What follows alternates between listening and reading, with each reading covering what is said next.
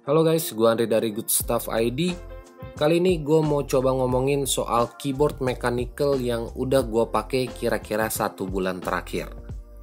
Ya, keyboard yang gue mau bahas ini adalah Keychron K2 versi 2. Yang sebenarnya udah lama banget gue pengen, tapi baru dapet kesempatan buat beli keyboard ini sekarang. Anyway, gue bukan expert banget soal keyboard mechanical. Jadi di sini gue cuma mau share aja pengalaman gue pertama kalinya nyobain mechanical keyboard dari Keychron. Dan semoga aja di video-video ke depan gue juga bisa cobain beberapa keyboard mechanical dari brand lain yang tentunya bisa gue share ke kalian juga lewat channel ini. So ada 2 alasan penting kenapa gue beli keyboard ini. Yang pertama, layout dari Keychron K2 sama persis kayak keyboard MacBook gue yang gue pakai. Dan yang kedua, karena keyboard MacBook gua juga udah rusak. Yang sebenarnya rusaknya karena dipakai sama keponakan gua buat dia sekolah online. Oh iya, sebelum lanjut ke video intinya, gua juga mau minta maaf kalau 1 bulan terakhir ini gua jarang banget upload video. Karena ada satu dan lain hal yang gak memungkinkan gua buat upload video di bulan lalu. Jadi semoga kedepannya gue juga bisa lebih rajin lagi bikin konten buat sharing-sharing ke kalian soal gadget dan teknologi di channel ini. So langsung aja kita mulai videonya soal mechanical keyboard dari Keychron K2 versi 2. Buat unit yang mau gue bahas kali ini adalah Keychron K2 versi 2 dengan bodi aluminium dan red switch yang gue pilih. Dan sebelum lanjut soal keyboardnya, gue mau coba tunjukin dulu ke kalian apa aja yang bakalan kalian dapet kalau beli keyboard Keychron ini. Oke, buat boxnya ini dominan warna hitam dengan gambar keyboard yang warnanya hitam juga. Jadi gambar keyboard ini sebenarnya bisa kalian lihat di beberapa angle tertentu aja. Kemudian di bagian belakangnya terdapat beberapa key selling point dan gambar yang lebih jelas dari keyboard Keychron K2 ini. Lanjut, kalau kalian buka, yang pertama bakalan kalian dapetin satu kertas putih dengan beberapa petunjuk simple yang bisa ngebantu kalian buat operasiin si keyboardnya ini. Kemudian kalau kita angkat lagi, kita bisa lihat langsung keyboard Keychron K2-nya dan satu buku petunjuk manual. Masih di dalam boxnya, kalian bakalan dapetin keycap spooler yang berguna buat ganti-ganti keycaps kalau semisal kalian bosen dengan tampilan dari keycaps bawaannya. Gak cuman itu aja, Keychron juga kasih kalian satu kabel USB Type-C braided yang pastinya buat ngecharge dan konekin ke PC atau laptop kalian. Karena si Keychron ini ada 2 mode, yang pertama mode Bluetooth dan yang kedua adalah mode kabel. Oh iya, kalian juga bakalan dikasih beberapa keycaps pengganti, semisal kalian pengguna Windows, karena secara defaultnya keyboard ini datang dengan layout keyboard dari macOS. Nah, karena gue beli keyboard ini emang buat pengganti keyboard MacBook gue, jadi gue nggak perlu lagi ganti keycaps bawaannya. Well, ini dia Keychron K2 versi 2. Dan akhirnya gue punya juga keyboard yang satu ini. Kayak yang tadi udah gue bilang di awal, kalau keyboard punya gue ini bodinya dari aluminium dengan red switch dan backlight RGB. Jadi kalau kalian mau beli keyboard ini, kalian tuh bisa pilih mau body yang dari plastik atau aluminium, mau pakai yang blue switch, brown switch, atau red switch, dan backlightnya mau yang RGB atau yang cuma putih aja. Sebenarnya dengan opsi yang kayak gini tuh udah oke banget, karena di beberapa case ada beberapa orang yang nggak terlalu suka dengan backlight RGB-nya. Oh iya, karena bodinya dari aluminium, jadi kalau ditanya soal build quality-nya, jawaban gue udah pasti solid banget. Tapi masalahnya bodi aluminium ini cuma ada di bagian sisi-sisinya aja, yang sebenarnya bahan dasar dari keyboardnya tetap dari plastik-plastik juga. Tapi tenang, plastiknya ini juga bukan plastik yang murahan, jadi soal build quality-nya bisa gue bilang cukup solid. Nah, sedangkan keycaps yang kita dapetin dari keyboard ini adalah keycaps dengan bahan dasar ABS yang secara quality ini masih oke dan enak banget buat dipakai.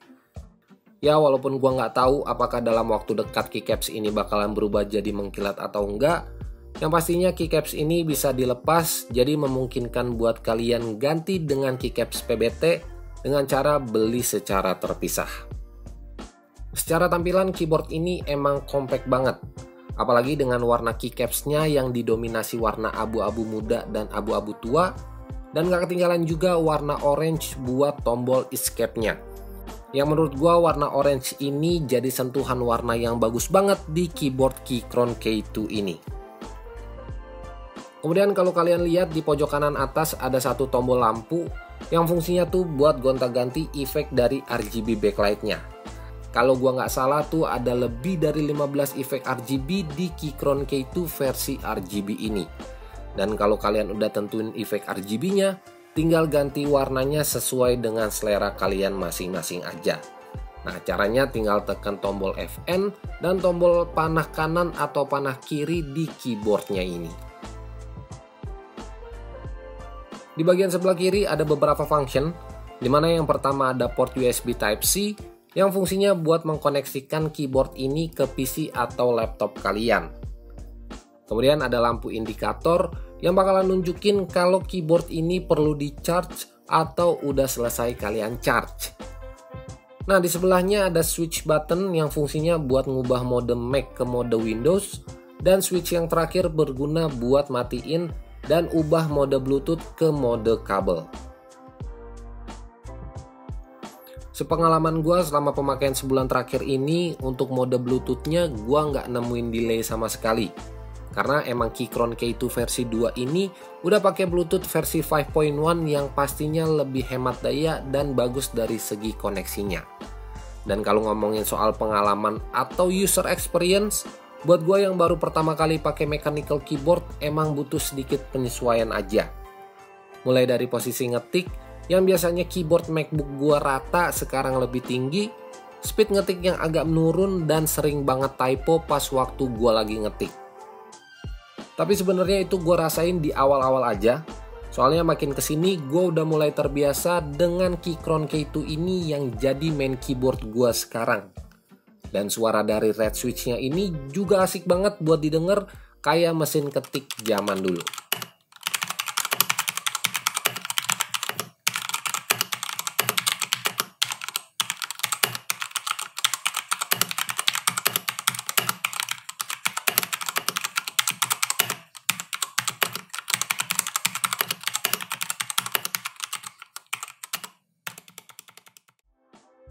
Dan kalau dari kalian ada yang nanya, "Bang, gampang pegel nggak ngetik di Keychron K2 versi 2 ini?" Jawaban gua iya. Tapi itu di awal aja pas gua ngetik dengan posisi yang nggak bener. Tapi pas gua cari-cari tahu gimana posisi ngetik yang bener, gua udah nggak ngerasain hal tersebut. Apalagi di Keychron K2 versi 2 ini udah ada kakinya di bagian bawah yang bisa diatur supaya posisi ngetik kalian jadi nggak gampang pegel. Untuk harganya Keychron K2 yang gue pakai ini dibanderol dengan harga Rp1.400.000. Dan buat kalian yang mau beli, nanti link pembeliannya bakal gue sertain di kolom deskripsi di bawah. Well, kesimpulannya menurut gue yang masih awam banget soal mechanical keyboard, Keychron K2 versi 2 ini udah cukup nyaman buat daily keyboard. Apalagi buat pengganti keyboard MacBook gue yang udah rusak. Mulai dari sudut pengetikan yang gak gampang bikin pegel, build quality-nya yang oke, desain yang compact, dan pastinya nyaman buat dipakai. Mungkin buat kekurangan dari Keychron K2 ini palingan soal switch-nya yang gak bisa kalian rubah atau gak adanya hot swappable switch. Jadi buat kalian yang mau beli, pastiin kalian pilih switch yang bener dan sesuai dengan kebutuhan kalian. Karena kalau sampai salah pilih switch-nya ini nggak bakalan bisa kalian ganti. Semisal kalian beli yang Gateron Blue, ternyata terlalu berisik dan mau kalian ganti ke red switch, itu nggak bisa sama sekali. Oke, segitu aja video gua soal Keychron K2 versi 2 ini. Like kalau kalian suka sama videonya, dan share juga kalau kalian ngerasa video ini bermanfaat. Dan mungkin dari kalian ada beberapa pertanyaan soal video-videonya Good Stuff, bisa banget nih langsung tulis aja di kolom komentar di bawah. Ya, gua Andri dari Good Stuff ID pamit. Sampai ketemu di video-video selanjutnya.